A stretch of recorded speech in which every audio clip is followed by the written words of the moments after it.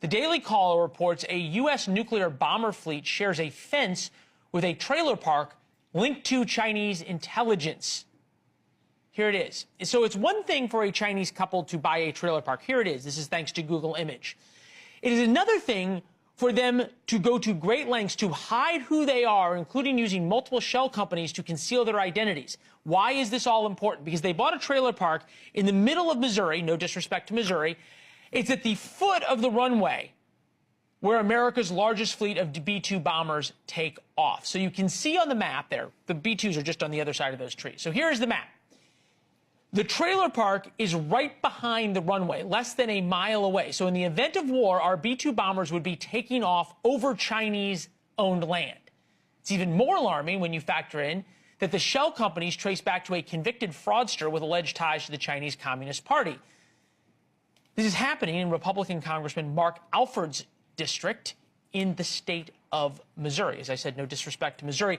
I don't think you buy a trailer park in your Whitman Air Force Base in Missouri as an investment when you're sitting in Beijing going, you know, honey, what could we invest in? Oh, I know. Let's find a trailer park. You get a lot of double wides. Right. I don't think they're interested in that, Leland. Thanks for having me on. Yeah, the Whiteman Air Force Base is slap dab in the middle of our district, home of the B-2 stealth bomber, soon to be home of the B-21 Raider, which is coming in the not-too-distant future. And it's going to exponentially increase the size of that force there on Whiteman Air Force Base. And make the Chinese investment all the more valuable. Exactly. So no, but we've got to get them out happen? of there. Well, all right, so this transaction, according to the research that I've done on this article, happened way back in 2017. In 2024, in January, our then Governor Parson, put out an executive order for all military bases within the state of Missouri. You cannot be a citizen or a company in a foreign adversarial nation, as so designated by our State Department, and own property within 10 miles of a DOD, a Department of Defense base.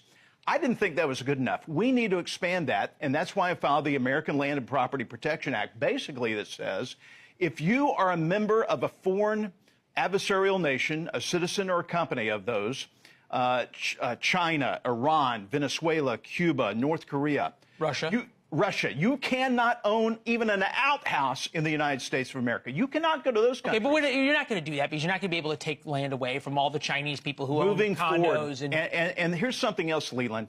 There is a Department of Treasury has the Committee on Foreign Investments in the United States of America called CFIUS. They are supposed to be taking a look at this. Under the Biden administration, they were not doing their job. In fact,